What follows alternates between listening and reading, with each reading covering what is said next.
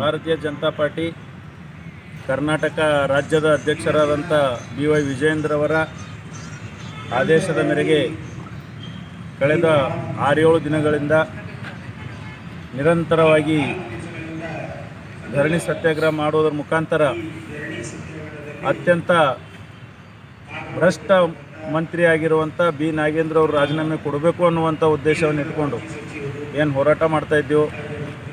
ಇವತ್ತು ಕಾಂಗ್ರೆಸ್ ತನ್ನ ಬಂಡ ಬುದ್ಧಿಯನ್ನು ತೋರಿಸಿ ಇನ್ನೂ ಇವತ್ತಿಗೂ ಕೂಡ ರಾಜೀನಾಮೆ ಕೊಟ್ಟಿಲ್ಲ. ಆದರೆ 2 ದಿನಗಳ ಕಾಲ ಈ ವಿಧಾನಸಭೆ ಅಧಿವೇಶನ ಇವತ್ತು ಮುಕ್ತಾಯವಾಗ್ತಿದ್ದ ಕಾರಣ ಮತ್ತೆ ಸೋಮವಾರದಿಂದ ವಿನೂತನವಾದಂಥ ಹೋರಾಟವನ್ನು ಬೆಂಗಳೂರಿನಲ್ಲಿ ನಡೆಸಬೇಕು ಅಂತೇಳಿ ನಮ್ಮ ರಾಜ್ಯಾಧ್ಯಕ್ಷರು ನಿರ್ಣಯ ತೆಗೆದುಕೊಂಡಿದ್ದಾರೆ.